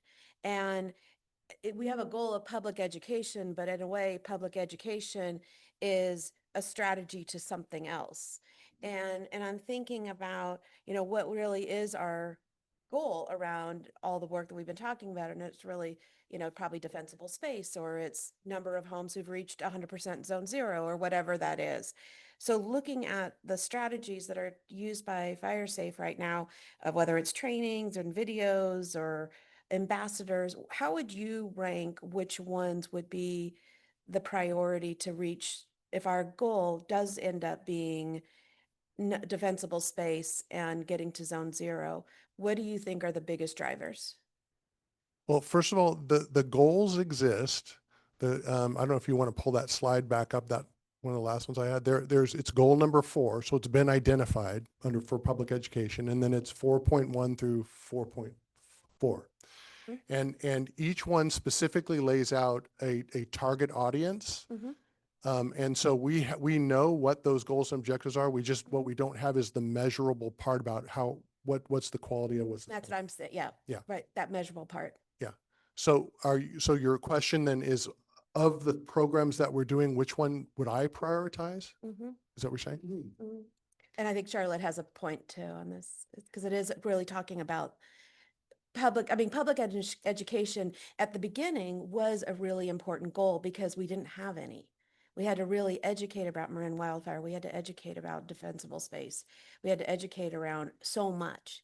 Now the actual goal may be what is getting homes to defensible, right? To reaching zone zero. And the question is, from an ROI, are we reaching that? And so, and I don't know. I mean, I think it's really a question of how much we do in public education to reaching that goal. Yeah, so as you specified earlier, right, this is the last goal for which we haven't established strategic measures. And I think what you're trying to get at is there's a difference between the intermediary outcomes of a program, which are, some of them are listed on this slide, and then the eventual impact that program has on changing people's behavior. For goal 1 and goal 5, and to some extent for goal 2, we are able to measure the eventual impact through modeling simulation in some cases, because that's the best we can do in the absence of the fire coming through. It's not always going to be possible. And I think one of the work that we're going to be doing with Fire Safe Marin starting in August is to really think through how do we measure the eventual impact of our activities?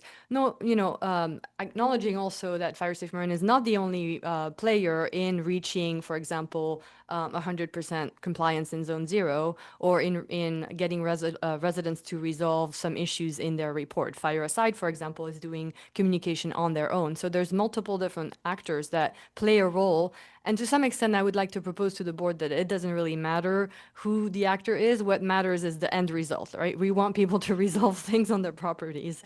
So that for that particular example, I would say measuring resolution rates, and reduced flame length in people's yard is maybe more important than figuring out, how many events they go to. But it's going to depend goal by goal and program by program. So we'll do our best to come up with something that makes sense and that I think illustrates the efforts that are being made, but at the same time help quantify the eventual impact that we want to have. Great, thank you.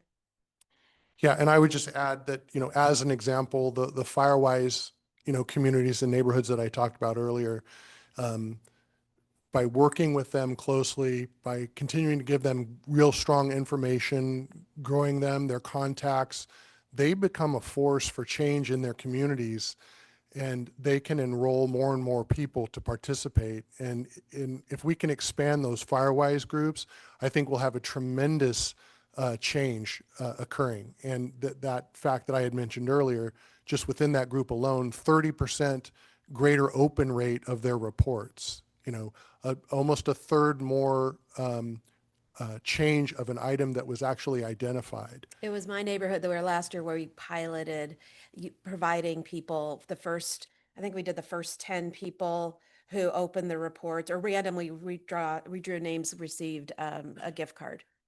And that actually encouraged the higher open rate. Yep. And when we provide food at meetings, more people show up too. So that's, yeah, you're right. Yeah. Excellent. Thank you. All right. Any other questions or comments on this item? Thank you for the update. It's great. Okay. We are now moving on to, public comment on that one? I see no hands at this time. All right. Okay. All right. Informational items. So we have a board president and vice president letters of interest. Mark, do you want to kick this off? You bet. So as part of our process that we outlined in policy in 2022, in May, any people who are looking to be either president or vice president submit letters to the executive officer by May 31st, with the idea that it's not an automatic, but it's going to be typical that the vice president ascends to president. And then we solicit someone for vice president, or someone steps up and says, yeah, I'll be vice president. So we received letters from Catherine Hilliard for president and Barbara Kohler for vice president. The June meeting is for them to be able to discuss their goals and objectives. And then at our first meeting of the fiscal year, their letters will be part of the agenda package, and we'll have a formal vote for president and vice president. So with no further ado, I'll pass it off to Catherine Hilliard, and then we'll move on to Barbara Kohler. Thank you so much. Well, I've been in it from the inception, from the Measure C committee that was, Supervisor Katie Rice headed, and then we passed Measure C, and then I've been on the board ever since. I am so impressed by our board, by all of you, who set aside egos and personalities in order to accomplish what we've done so far. I'm also so impressed with our super staff, getting incredible amounts of data together and being experts in areas that were so strange to me. And I'm learning, and I'm also learning from all the past presidents on the board, Supervisor Rodoni and Julie and Bruce. So I'm hoping to offer, my area is more in line with governance. And so this is all, it's just, a huge bonus for me. And I feel we've accomplished so much. My goal is to support staff support, do what the board would like, to be open to discussions personally with board members, with the staff, to just further what we are doing now, because halfway through, it's pretty darn impressive.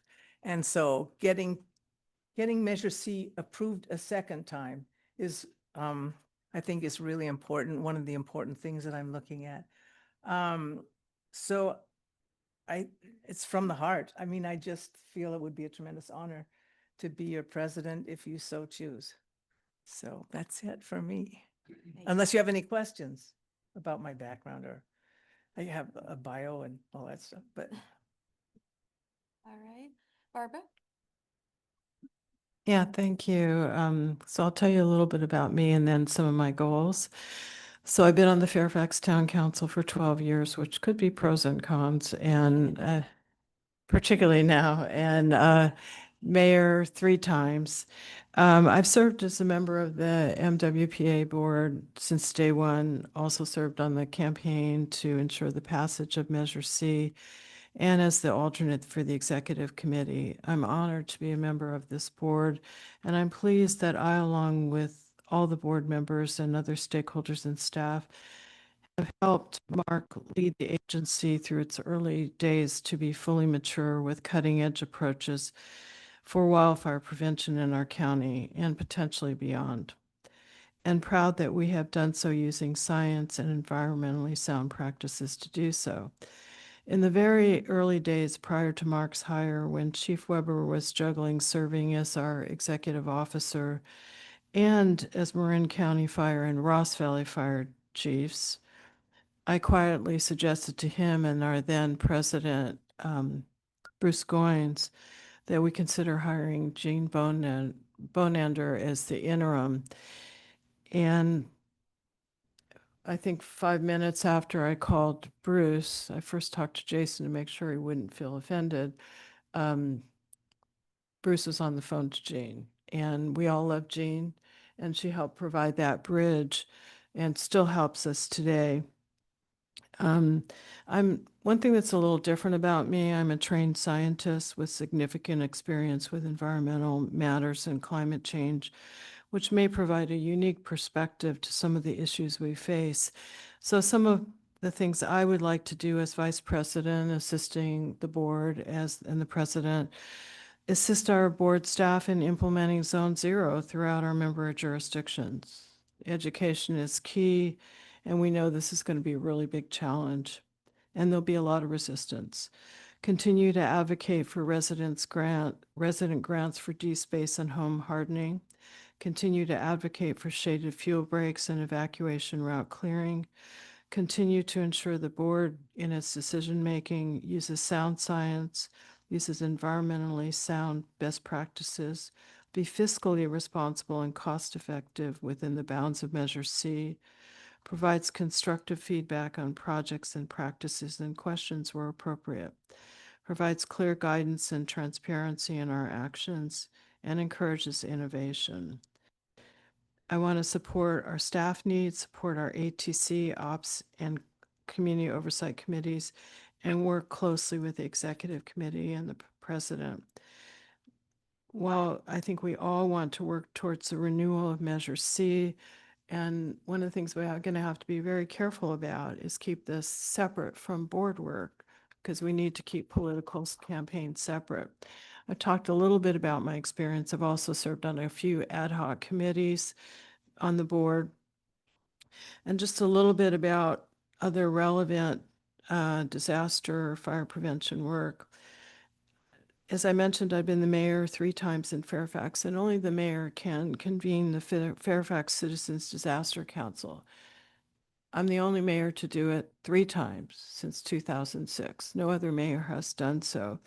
One of the things I did first in 2015, the first time, was started small, just making sure we had an updated emergency operations plan.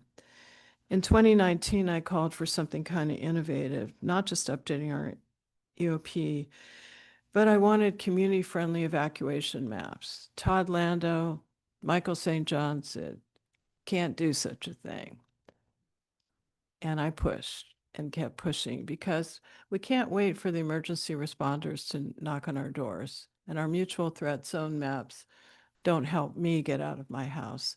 So Todd and Michael St. John were able to work with a professor in UC Irvine who did tsunami maps, which is very similar for Laguna Beach, one way in, one way out. Those maps, they were also coordinating with Novato at the time. So Fairfax and Novato had the first what are called fire clear maps. We put QR codes, emergency evacuation tips. We mailed them to everybody, and they're all online. You can download them to your phone. They became kind of the model for almost all jurisdictions in Marin. So we can all help ourselves. So that was great. And in 2024, I called for it again. And what we did then is I called for, let's do a community evacuation for the entire community. It was the first one that had ever been done in Fairfax. I think we can build on it and do better. But we had 192 people, 88 cars, 5 dogs, and 2 cats. One of our former mayors shoved her cats into crates and brought them. And, I'm hoping that our mayor this year will convene again and do a much better evacuation drill. Our fire chief and police chief said this was a great success for the first. I've been a CERT since 2018. One of the things I served on for several years was the Public Disaster and Emergency Preparedness Committee, which Bill co-chaired at one point. And so, you know, it's in my bones. I love this stuff. I'm so glad we're here with MarinWildfire. And I'd be honored to be considered as a candidate for vice president. I'm happy to answer any questions about my qualifications, experience, or ideas for the agency. Thanks. All right, thank you both. If there's any questions or comments, bless you. Say just one thing. When you have a group like this and people are stepping up to to serve the community, and within the group you have people that will step forward and take the leadership as you have, and Dennis has, and others, very, very commendable. And all the people in this room have done so and will deserve a hand for it all. And I've done it a few times myself in other formats. And anyway, good for the two of you for stepping up. Thank you. All right, we'll bring it back. This will be coming back. We actually are not scheduled to meet in July. So we'll be meeting in August. Please update your calendars. And any requests for future agenda items? Any other final comments from director? Have a great day. All right, thank you all. Drive safely. Thanks for those who had to deal with lots of traffic this afternoon. Appreciate it. Thank you, Martina, for all your help and everyone else.